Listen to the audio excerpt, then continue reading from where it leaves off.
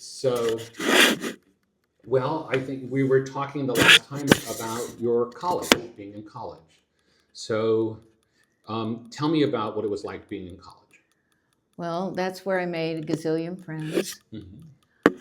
After the freshman year, we all got a job at the Camp Hoover Girl Scout camp. Not all, but five of us, and so we became very close over the summer months. And then from then on, we were a group for lunch and for activities. I was in one sorority. Which one? Well, Pi Eta Sigma, and that was supposed to be the classier one, but everybody was engaged or going to be engaged or about to be engaged, and everybody else. Yeah. And they didn't do activities, whereas all the rest of the group were in a different sorority that had mixers with Rutgers or NCE. What's NCE? Newark College of Engineering. Okay. And ergo, I would go to their activities. Why didn't the sorority you joined do activities? Because they were just sort of social and let's play bridge together. Okay. And if they did other things, I didn't know about them. So why did you join that one? Because I didn't know. Oh, okay. And Helen was going into that one, and Ruthie, because they each were engaged. Yeah. And that was the one I was invited to. Were the sororities Jewish sororities? Both. Yeah. Both sororities. And so I would go to the activities from the other sorority, the mixers. Yeah. Yeah, and they were very nice. And so I had two groups. They meshed very nicely. Did you learn mahjong there? No, those who did anything, they played bridge. Okay. I didn't play bridge. I didn't do that. But there was one girl who was fun. Her name was Helen Golberg. Yeah. And we would go to history class. And history was done in mostly like a trivia way, who knows, and then you would maybe talk longer than that. And we became the Gold Sisters. Okay. Which one of you are going to give me the answer this time, Helen or Anita? Okay. And we were the only two who were aware of the entire world and what was going on in it and what history was, so that was fun. What kind of history did you study? I don't remember. Was it like just American history or Europe or ancient?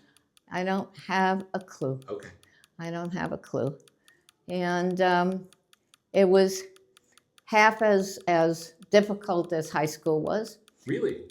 Yeah, and it was a program for teachers that was designed to do how to teach every individual subject, not how to teach. Okay. And it was bloody repetitive. And in one part, we learned how to make math flashcards, and in another part, we learned how to make English language flashcards. They subsequently went away from that. The junior year, from the students who were at Douglas, which was at that time separate and distinct, but in a way connected to Rutgers in New Brunswick, so it was an away school, they came for their practice teaching. Okay. And so that was another group of people that were almost all Jewish. And those groups meshed. Did you have a favorite subject? No, they had to give us earth science because all the ones who came, 6 of us came in from Weequahic High School, and we'd all had biology and chemistry and physics. And so they gave us earth science. The geology? Metamorphic rocks, okay. Volcanic gneiss, whatever they were. And what about the students who didn't come from Weequahic? Did they have to do that? Yeah, if they had any other science well, they had to fill up the class. Okay. When I say fill up the class, I would bet it was between 20 and 30. Okay.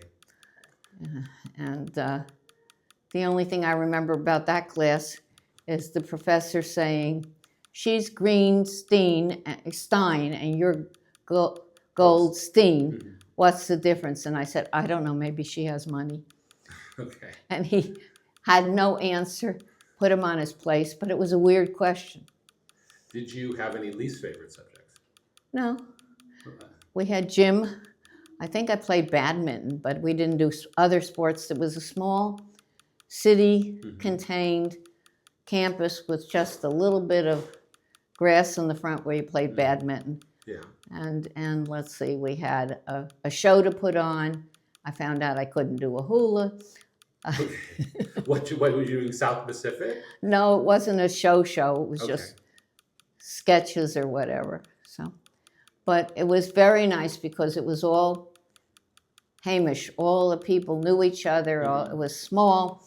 It were all the people that I was very friendly with. I was part of a group for the first time since elementary school. So that was nice. Was it a 4-year program? Yes. And what happened after you graduated? Well, in junior and senior year, you did practice teaching. You spent about half of the last semester of each year in a school.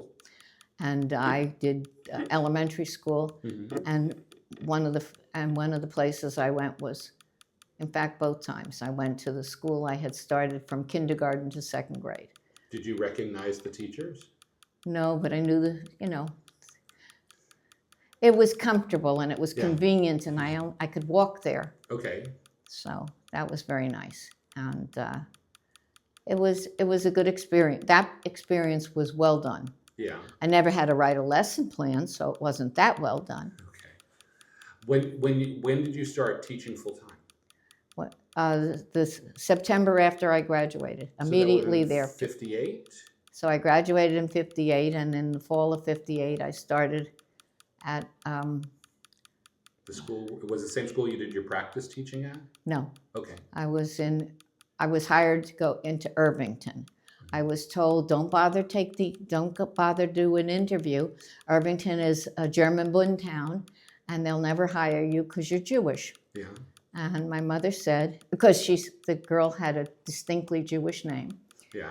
And my mother said, you will do the interview. Yeah. You're not the same person. And I went and I got the job. Yeah. It was a very nice school, very nice principal, lovely people. And it was, it went in and out of my brain. It was across the street from Irvington Park, where they had an ice skating rink. That was only important because I followed in Philip Roth's footprints. Okay. He used to go see the Ice skaters? Whatever the word is for non-Jewish girls. Shiksas? Shiksas, yeah. It's in his book. Yeah. Did you read Philip Roth? Not then. Okay. Well, I don't think he wrote anything. But I mean, in the 58, yeah. Yeah. What did you ever encounter any Bundist? No. In Irvington? Any No. sign of that? The only experience I had was the kindergarten teacher took me aside for a little private meeting, say that she was Jewish and that she'd been there for this whole time and never had any difficulty. Okay. And she thought I would have no difficulty unless I would particularly call attention to myself, whatever that meant. I never had an experience with any of the teachers or with any of the students that involved being Jewish. And what grade did you teach? 2nd grade. And how many students did you have in your class? 30. And how did it work? Did you have the same students all day? Yes. And recess and so forth. So I taught 2 years, and in the 3rd year I was pregnant with you. Okay. And what did you what subject did you teach in the 2nd grade cover? Well, math and English, predominantly English, and we did phonetics. Did you have lesson plans? No. Did you ever learn you needed lesson plans? No, because nobody ever required it. They came in and they supervised the class, and they were happy. Okay. And so how did you decide what to do each day? I was just following the books. Okay. And when they had recess, it was 2nd grade, you still have recess. They put your heads down on the desk. You got milk and graham cracker cookies. And while they did that, I played them,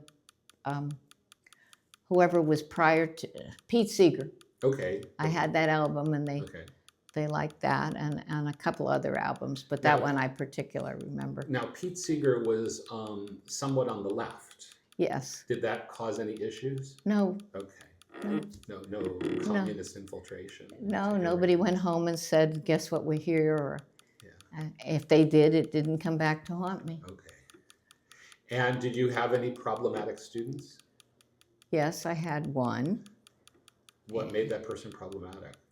Oh, he was boisterous, but that, disrupted the class, but that I could handle. Yeah. The time he decided that he was going to go out the window, we were on the second floor. Yeah.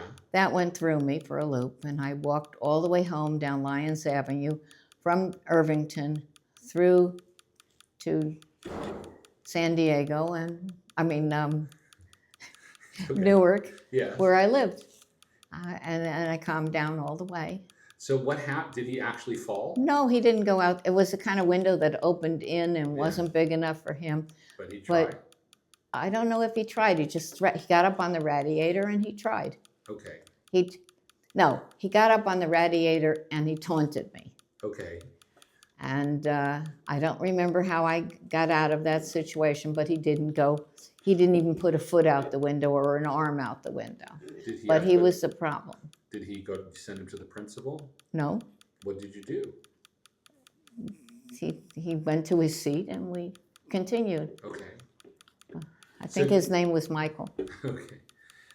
Did you continue teaching there after you got married?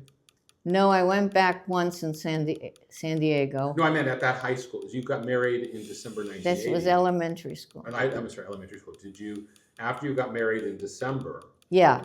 Did you go back to teach in the spring semester? Yeah. Okay. No, not a problem. And they gave me the whole class chipped in and gave me a gift.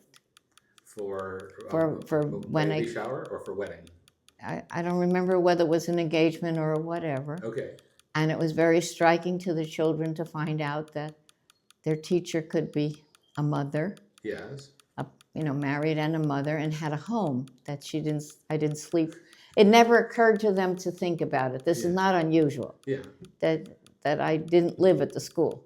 What did they get you? Do you remember? Yeah, Lazy Susan. Okay. Do you think their parents decided what? Of course it was the PTA or whatever. Okay. And, it was a typical school of the times in 59 to 60. We did Christmas carols. Yeah. Yeah. And had a Christmas program. Were there any Jewish students? Yes. Yeah. Yes, I didn't ever think which one is and which one isn't. Sure. The most challenging time was there was a little girl in the class, second grade, who was a fine reader. Yeah. And when we did English and phonetics, she was miles ahead of everybody. And there was one day I thought, I have to challenge her in some way so she recognizes the advantage of phonetics. Yeah. Which was what we were supposed to be doing. Yeah. So I finally got her on thermometer and something like citizen, something like that, where she didn't know the two words. Okay. And the class couldn't figure out thermometer. Okay. And then we worked it out. But they came up with thermometer, which was the equivalent of knowing what you were doing. Yeah. Yeah. They worked out with phonetically. I can't remember her name. I want to say Linda, but I don't.